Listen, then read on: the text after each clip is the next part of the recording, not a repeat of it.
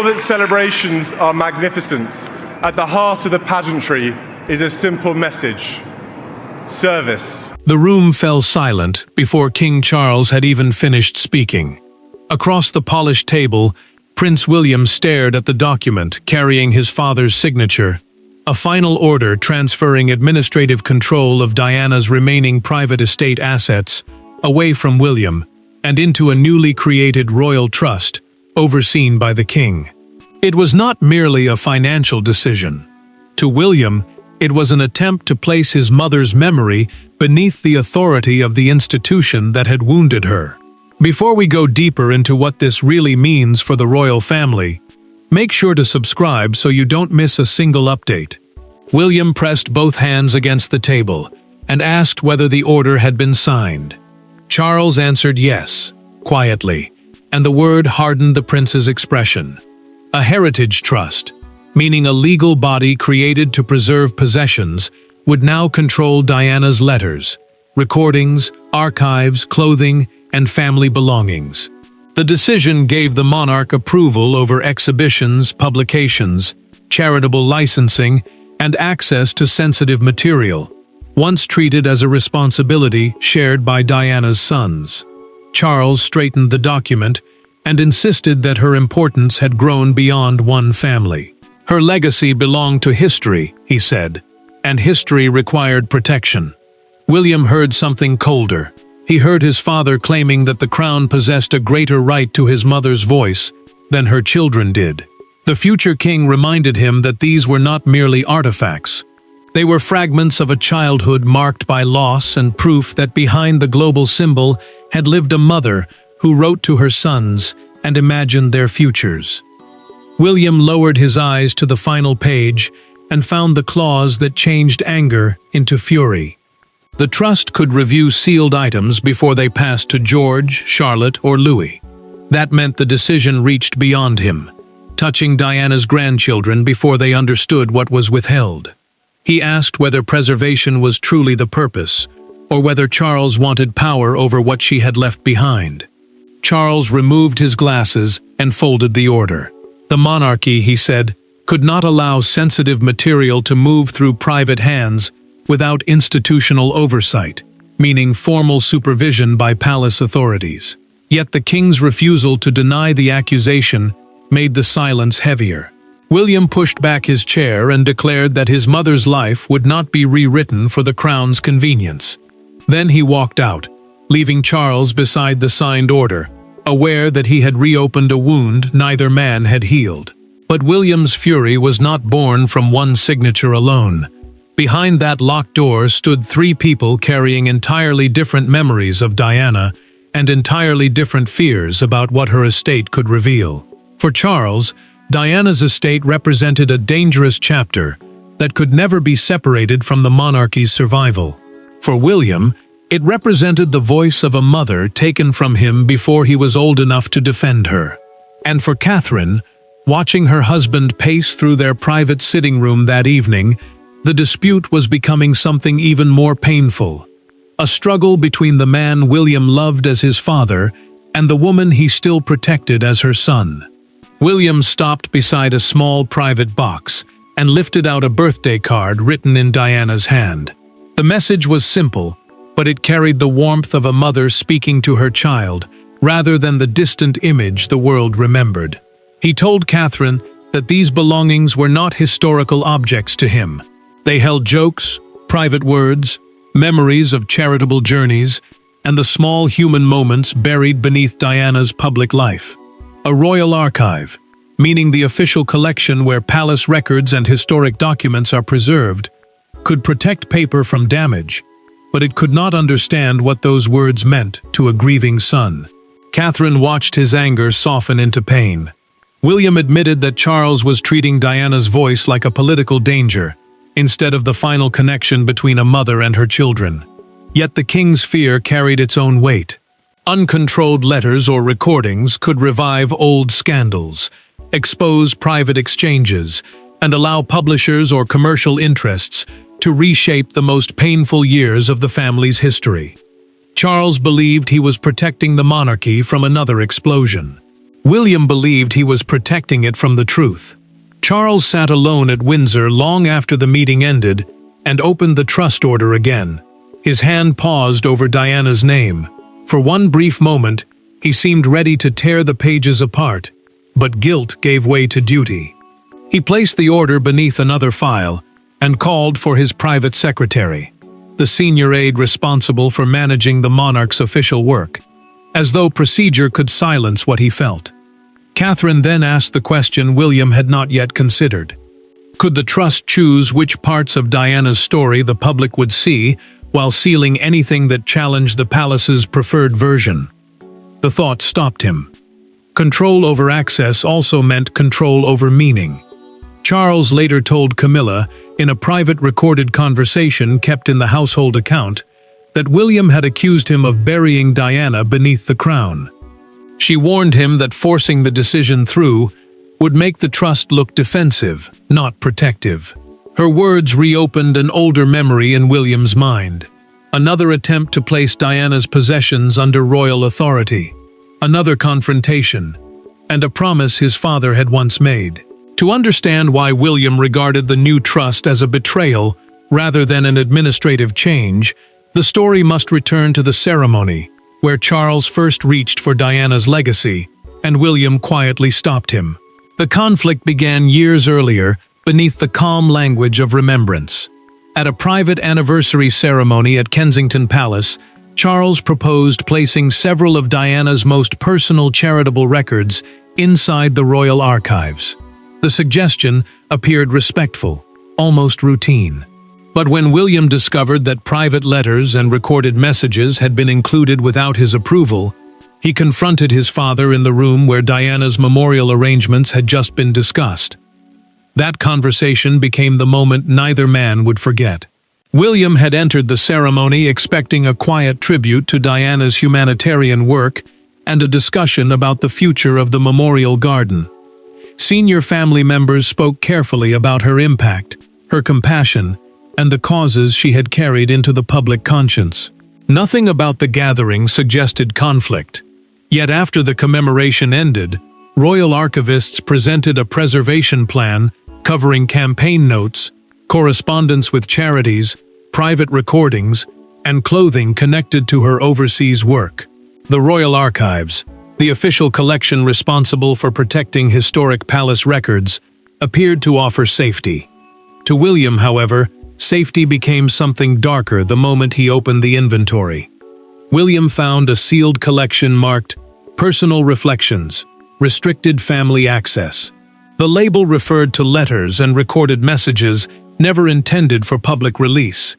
He immediately asked Charles who had authorized its inclusion. The king admitted that he had approved the preliminary transfer, believing the material required professional protection before age, damage, or outside interest placed it at risk. Charles followed his son into a private room where no aids remained.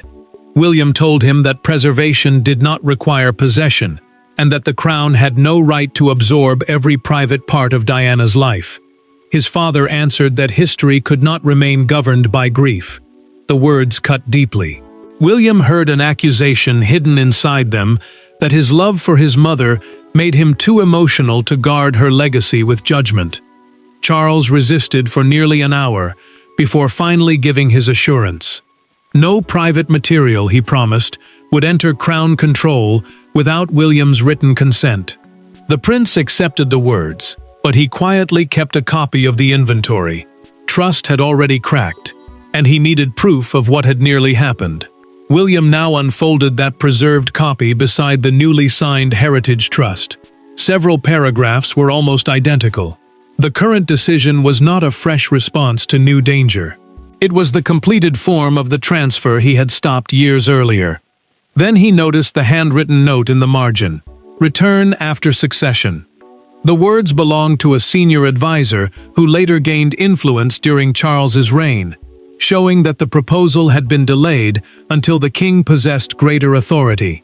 William requested another meeting immediately. No lawyers, no archivists, no secretaries.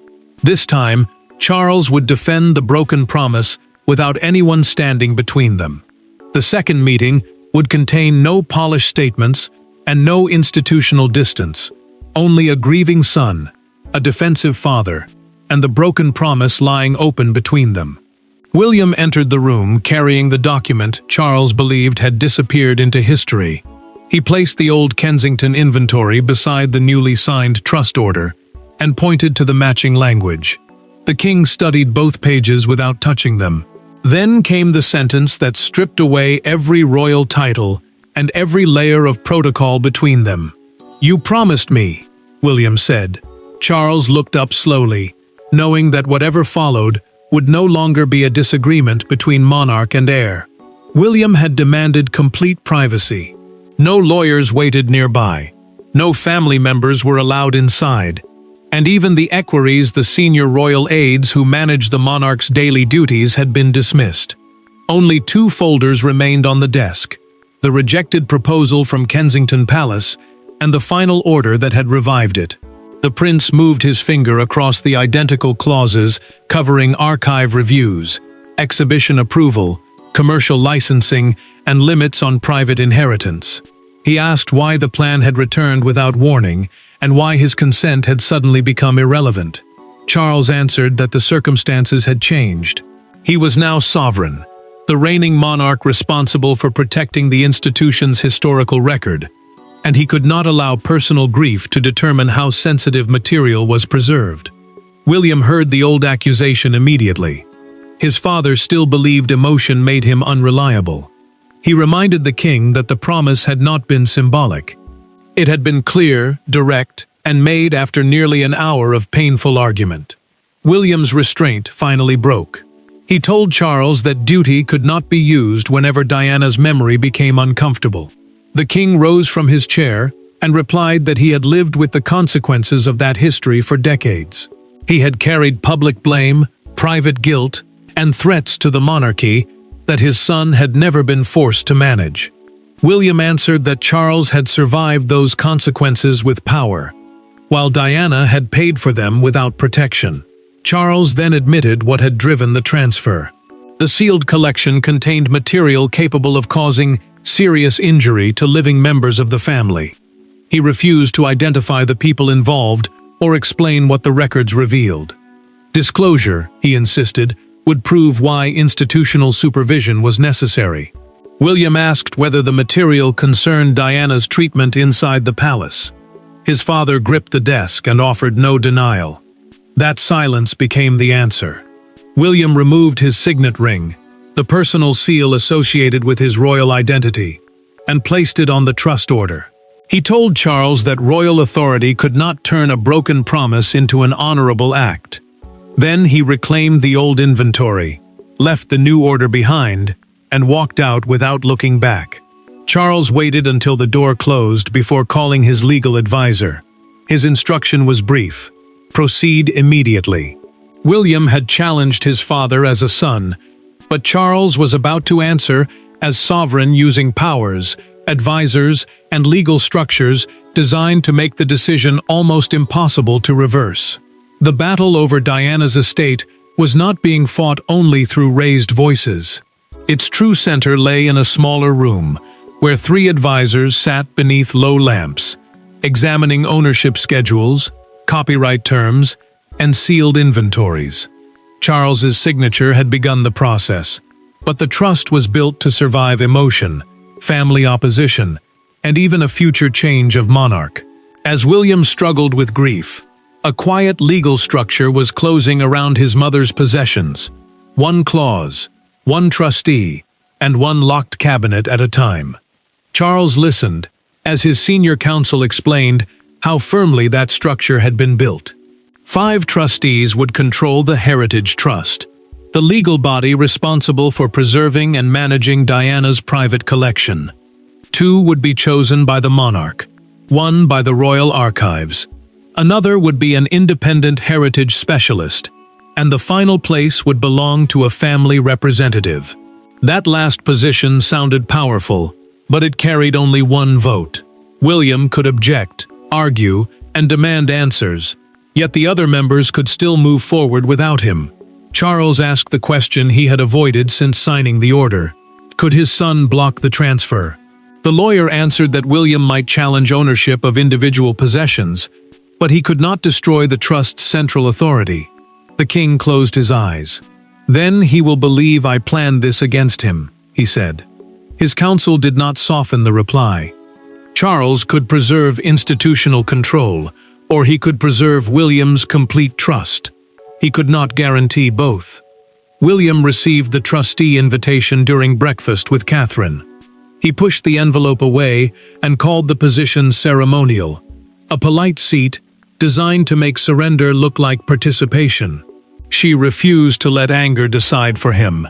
Catherine warned that rejecting the offer would remove the only person inside the structure who understood Diana not as a historical figure, but as a mother. William looked again at the papers. One clause disturbed him more than the others. Once the assets entered the trust, even his future accession, the moment he would become king, could not dissolve it without support from 4 trustees. Charles had created a system strong enough to resist his own heir. Then Catherine noticed an entry buried in the inventory, a sealed container marked only D17. Access required a personal review ordered by the king. Neither of them recognized the code. William's hesitation disappeared. He signed the temporary acceptance, not because he accepted the transfer, but because he needed to enter the structure, find D17, and stop whatever had already been set in motion. William's acceptance appeared to calm the palace, but it concealed a far more serious move, because the moment he entered the trust, he discovered that the first consequences had already begun. By the time William accepted his seat, Diana's private archive was already being moved. At Kensington Palace, secured cases were carried from a restricted storage room, while an archivist checked each number against the king's transfer order. William arrived just as the final cabinet was being sealed. He demanded that the process stop. The archivist lowered his clipboard, visibly shaken, and explained that the collection no longer answered to the prince. For William, the new reality became brutally physical. William watched a numbered security strip fastened across the cabinet containing Diana's correspondence. The archive staff had begun cataloging her papers, recordings, and personal effects before transferring them to a conservation facility controlled by the trust. A conservation facility is a secure site where fragile historic material is stored and protected under strict conditions. Yet protection now came with a price. Every family permission had been suspended during the review, forcing the prince to submit written requests for access to belongings he had always regarded as part of his inheritance. William asked for 5 minutes alone with the cabinet. Eleanor Marsh, the lead archivist, told him that opening it would violate the new transfer protocol, the formal rules governing how the collection could now be handled. Her voice trembled as she repeated the king's written instruction. She understood exactly what she was doing, denying Diana's son access to his mother's private words. William did not blame her, but that mercy did nothing to reduce his anger. William called Harry before leaving Kensington. His brother reacted with immediate fury, yet the anger quickly turned suspicious. Harry accused Charles of allowing palace machinery to close around Diana's legacy, but he did not spare William either. He argued that both father and son had trusted royal systems for too long, only resisting once those systems became impossible to control. William absorbed the accusation in silence, because part of him feared it was true. William then noticed that one black case was missing from the transfer list. Eleanor hesitated before admitting that D17 had been collected earlier by the king's private records secretary and taken directly to Windsor. Charles received word within the hour that both sons were asking questions.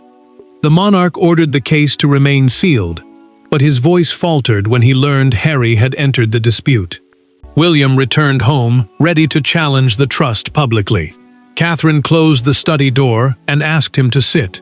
Before he attacked his father, she said, he needed to know whether Charles was hiding a scandal or protecting a final request from Diana herself.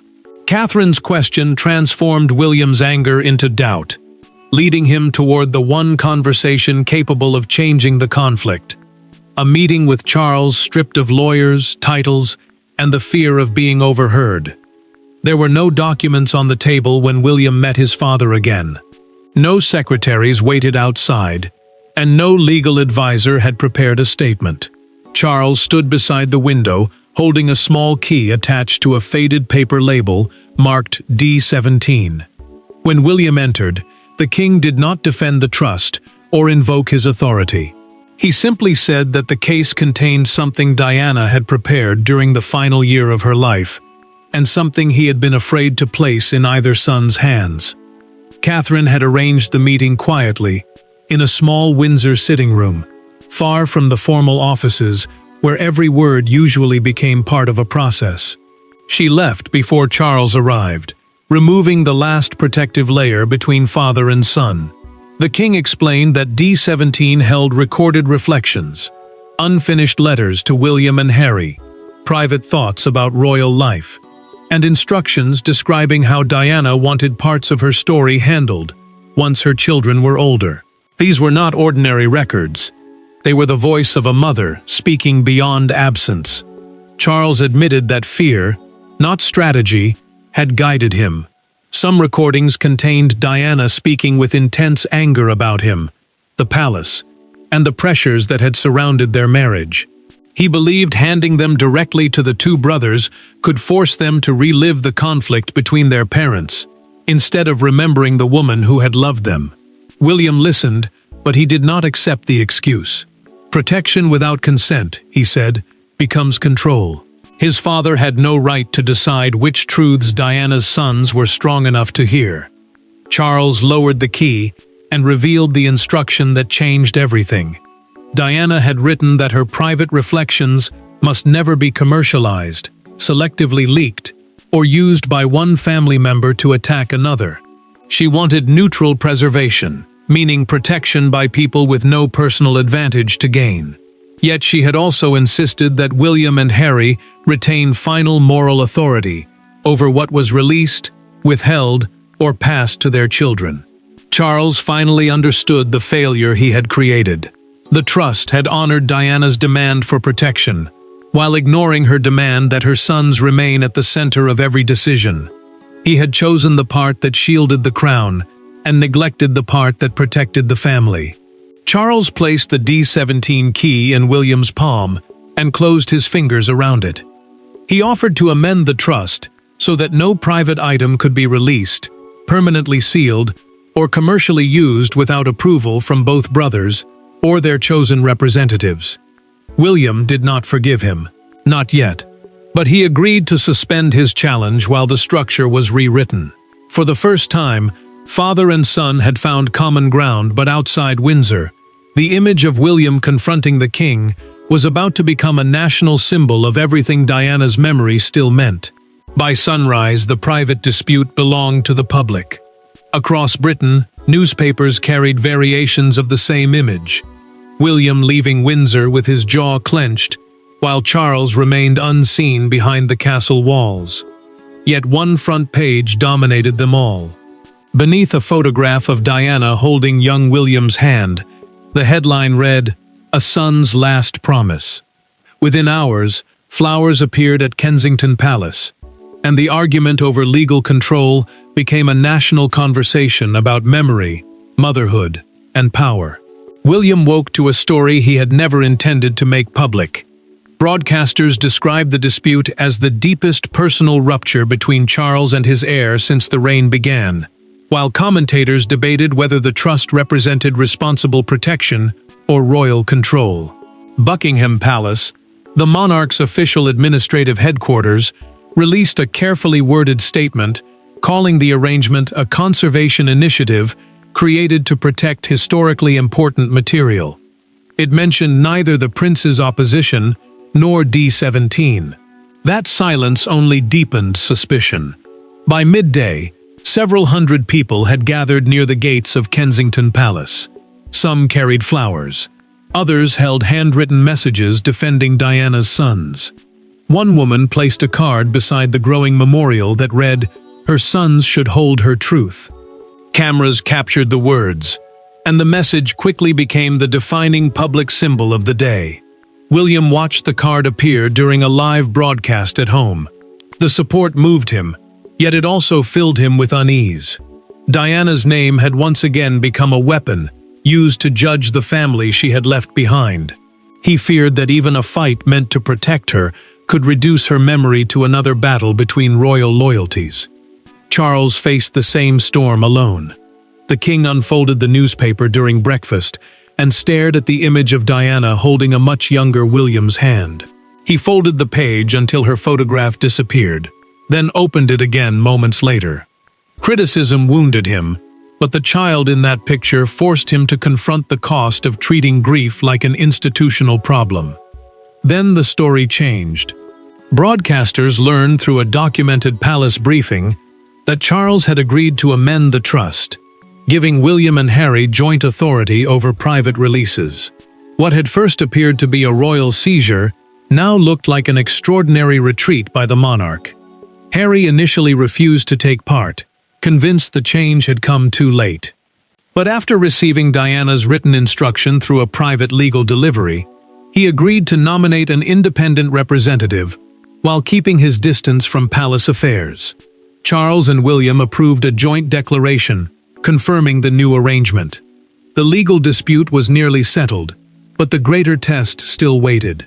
The final judgment would not be delivered by lawyers or front pages, but by the way Charles and William stood beside each other when Diana's legacy was finally returned to the authority she had chosen.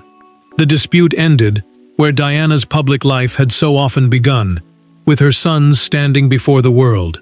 William appeared beside Charles at Kensington Palace as the revised trust was announced.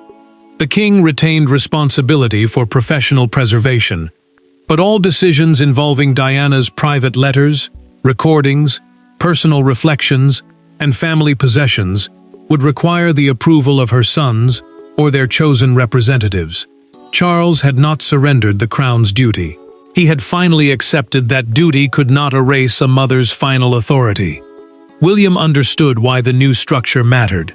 The Independent Conservation Trust, a legal body created to preserve sensitive historical material without allowing one person complete control, would protect Diana's estate from commercial exploitation, unauthorized leaks, neglect, and political misuse. Yet preservation no longer meant surrender. The Prince and Harry now held binding authority over every private release, exhibition, permanent seal, and future family inheritance. Neither the monarch nor the trustees could override them when the decision touched their mother's most personal words. William entered a private room after the announcement, with Catherine beside him. He unlocked D17, but did not play the recordings.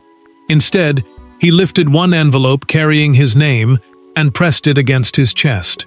Catherine remained near him, as the future king absorbed the weight of a message written by the mother he had spent years defending. His victory brought relief, but it also exposed how much pain had been required to reach it. Charles joined his son and accepted responsibility without excuses.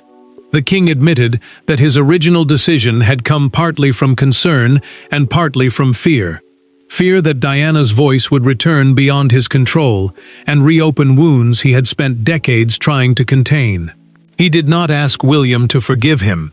He simply acknowledged that fear had led him to repeat the very mistake his son had condemned, protecting the institution by controlling the people most affected by it. Diana's final principle now stood clear. She had not demanded revenge against the monarchy, and she had not surrendered her story to the crown. She wanted preservation without manipulation, and family authority without exploitation. The amended trust honored both. William still carried the wound of the broken promise, but he no longer believed his father had wanted to erase Diana. Charles finally understood that the future king could not defend the monarchy by denying the truth of his childhood. Before leaving, the king paused beside Diana's portrait. William joined him. Neither spoke. Then father and son walked away together, not fully healed, but no longer fighting over who had the right to protect her. And in that quiet departure, the verdict became undeniable. Diana's history belonged to the nation, but her private voice belonged to her children, and at last, the monarchy had chosen to respect the difference. Thanks for watching. Please don't forget to like and subscribe, and we will see you in next one.